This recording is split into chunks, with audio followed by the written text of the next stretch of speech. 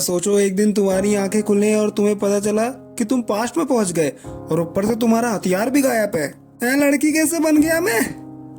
कुछ ऐसा ही होता है बोंग के साथ। बोंग साउथ कोरियन प्रधानमंत्री के ऑफिशियल घर में हेड शेफ की पोस्ट पर है। शाम के समय उसे बताया गया कि आज चाइनीज एम्बेसडर आने वाले हैं। एम्बेसडर को मछली की हड्डी से सख्त एलर्जी है। ये बोंग को सख्त ऑर्डर दिए गए कि डिनर में बिना हड्डी के बेहद टेस्टी मछली की डिश तैयार करे। ये सुनते ही बोंग तुरंत अपने काम में जुट गया। रात के समय जब उन्होंने डिनर परोसा तो पहले ही निवाले में खाने में फिश हुक निकला। अब पैंग के सर पर बड़ी मुसीबत आ चुकी थी। पूरे महल में गार्ड्स उसे ढूंढने लगे। 2 पुलिस वाले तो उसे ढूंढते हुए उसके घर तक पहुंच गए। इसलिए उसने बालकनी से कूदकर भागने की कोशिश की। उधर ऑफिसर्स भी बोंग का पीछा कर रहे थे। इसी हड़बड़ी में बोंग का हाथ फिसल गया और वो स्विमिंग पूल में गिर गया। उसका सर जोर से स्विमिंग पूल में टकराया और वो डूबता ही चला गया। अचानक से एक वहाँ सुंदर लड़की आई और उसकी होंठों पर एक प्यारी सी चुम्मी चिपका दी। जब बोंग की आंख खुली तो उसने एक अजीब बेड पर उससे भी अजीब एक कमरे में पाया। बोंग को महसूस हुआ कुछ तो गड़बड़ जरूर है और वो जल्दी से एक शीशे के सामने गया। शीशा देखकर उसके पैरों तले जमीन खिसक गई क्योंकि भैया अब दीदी बन चुके थे। कुछ भी समझ नहीं आ रहा था, लेकिन फिर उसने सोचा सपना ही होगा ये, सच में थोड़ी ना लड़की बन जाऊंगा। बोंग ने कमरे के बाहर निकलकर जानने की कोशिश की आखिर मामला क्या है। वहाँ उसे बहुत सारी लड़कियां मिली और जय हो महारानी कहकर सर झुकाकर बैठ गईं। बोंग कंफ्यूज्ड हो गया और वहाँ से भागना शुरू कर दिया। बाहर जाकर उसने नोटिस किया कि छोटा बोंग तो बाहर है। हे भगवान, मैं मर क्यों नहीं गया? तुमने सालों क्या कर दिया ये मेरे साथ? उसे लगा किसी ने उसे किडनैप करके उसका सेक्स चेंज कर दिया है। जब उसने अगल बगल के लोगों को अपने पास देखा तो उसे पता चला कि वो टाइम ट्रेवल करके पास्ट में आ चुका था। अगली सुबह बोंग ने उठकर अपनी दासी से उसकी पहचान के बारे में पूछा। पता चला किसी तरह वो 19वीं सदी में पहुंच चुका था। वो किम सो योंग नाम की राजकुमारी के शरीर में था और कुछ ही दिनों में उसकी शादी महाराज चियोल युंग से होने वाली है। उसके बाद वो रानी बन जाएगा। दासी ने ये भी बताया कि कुछ दिन पहले वो तालाब में मिला था। वो तो सैनिकों की नजर पड़ गई कि उसे बचाकर वापस ले आए। ये सुनकर उसने हिसाब लगाया कि उसकी और किम की आत्माएं आपस में बदल गई होंगी और अब घर वापस जाने का सिर्फ एक ही तरीका है। वो तालाब बोंग ने दासी से उसके पास ले जाने को कहा। वो तालाब में कूदकर वर्तमान समय में वापस आने की तैयारी में था, लेकिन उसका प्लान मिट्टी में मिल गया जब वो सीधा जाकर कीचड़ में गिरा। बोंग ये सुनकर हताश हो गया, लेकिन उसे पता था कि उसकी मुश्किल का हल पानी ही है। जहाँ उसे पानी दिखता वो अपने सर को वहाँ डुबाने लगता। यहाँ तक कि उसने पोछे वाली बाल्टी में भी अपना मुंह दे दिया, लेकिन कोई फायदा नहीं। कुछ दिन बाद उसकी शादी का दिन आ गया। बोंग को महल के रीति रिवाजों के बारे में कुछ पता तो था नहीं, पर उसने दासियों की मदद से कैसे तैसे रस्में पूरी की। प्रमोशन तो हुई थी उसकी। एक ही झटके में बावर्चर से रानी बन गया। बताओ और क्या चाहिए? फिर आया सुहाग रात का समय। इसको सोचकर बोंग के पेट में गुड़गुड़ होने लगी तो उसने राजा को इतनी शराब पिलाई कि वो टल्ली होके सो गया। राजा के सोने के बाद ही बोंग ने चैन की सांस ली। अगले दिन बोंग के उठने पर नौकर उसके लिए खाना लेकर आए, लेकिन वो इसे इतना बकवास लगा कि अच्छी खासी भूख मर जाए। उसने शाही बावर्ची के लिए एक मैसेज लिखकर भिजवाया कि उसे रामन नाम की एक टेस्टी डिश बनाकर दे। बावर्ची को ऐसा कुछ बनाना आता नहीं था, फिर भी उसने कैसे तैसे करके कुछ बनाकर भेजा। उसने कई बार बनाने की कोशिश की, पर हर बार बोंग उसको कमियां निकालकर वापस भेज देता। आखिरकार शेफ भी तंग आ गया और उसने हाथ खड़े कर दिए। गुस्से में कह दिया, अगर रानी जी को इतना ही पता है तो खुद बना ले आकर। बोंग को अब भी खाना बनाने की अपनी सारी टेक्निक याद थी। वो शाही किचन में गया और उसने एक चाकू उठा लिया। सारे नौकर उसकी आंखों फाड़ फाड़ कर देख रहे थे क्योंकि रानी ने आज तक किचन में कदम तक नहीं रखा था। सब डरे हुए थे कि आज ये सब्जी के साथ साथ अपनी उंगली भी डालेगी खाने में, लेकिन बोंग ने तेजी से सब्जियों को छीलना शुरू कर दिया। उसने सब कुछ परफेक्ट और एकदम सही साइज में काटा और आखिरकार उसने एक लजीज रामन तैयार कर दिए। वो अपने कमरे में जाकर मजे से अपना खाना खाने लगा, लेकिन उधर किचन में शेफ को बोंग के काबिलियत से जलन होने लगी। वो बाकी सबसे कहने लगा, ये खाना सिर्फ दिखने में अच्छा है, स्वाद होगा बिल्कुल इसका टट्टी।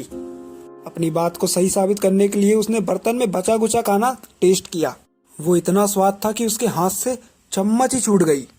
उसी टाइम बोंग को एक तरकीब सूझी कि वो अपने खाना बनाने की तरकीब से रानियों का दिल जीत सकता है। अगर उसने महारानी को अपने खाने से खुश कर दिया तो वो तालाब में फिर से पानी भरने के लिए मान जाएंगी।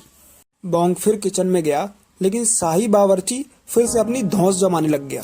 इस बार बोंग भी चिढ़ गया और उसने शेफ को खाना बनाने के लिए चुनौती दे दी। पहले तो शेफ ने मना कर दिया, लेकिन बोंग के बार बार कहने पर वो भी मान गया।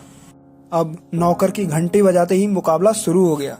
बावर्ची ने अपना चाकू उठाया और तेजी से गाजरे काटने लग गया, लेकिन रानी के हाथ उससे भी तेज थे और उसने पलक झपकते ही खीरा काट दिया। कुछ ही देर बाद बोंग की डिश तैयार हो गई और उसने बावर्ची से पहले ही घंटी बजा दी।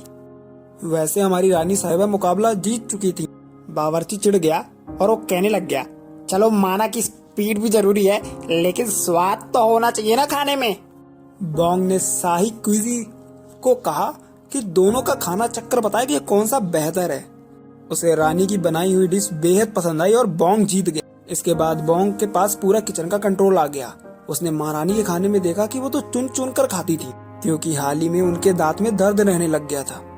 तो बोंग ने फैसला किया वो महारानी के लिए नरम खाना बनाएगा। उसने बड़ी मेहनत से आलू और दूध की एक डिश बनाई और उसे फूलों से सजाकर बहुत ही अच्छे तरीके से नरम बना दिया। बोंग खुश होकर खुद ही महारानी के लिए खाना लेकर गया, लेकिन वहां तक पहुंचते ही वो खाना बहुत ठंडा हो चुका था और जो उसकी प्रेजेंटेशन थी वो भी थोड़ी बहुत खराब हो गई थी। ये सुनकर बोंग बहुत ज्यादा उदास हो गया और फिर वो अपने महल वापस लौटते समय उसके दिमाग में एक आइडिया आया। उसने सोचा एक कपड़े को सिलकर और उसको कारीगरों से बोलकर एक कैरेज बनवाया बढ़िया सा। वो कैरेज हर तरफ से ढका हुआ था, जिससे खाना गरम का गरम ही रहता था। बोंग हर रोज एक से बढ़कर एक डिशेज बनाता और कैरेज से महारानी के पास भिजवा देता। महारानी भी गर्मा गर्म खाना चट कर जाती थी। सब कुछ बोंग के आइडिया के हिसाब से बढ़िया चल रहा था। कुछ दिनों बाद राजा ने एक दावत रखी जहाँ पूरे देश से मंत्री आने वाले थे।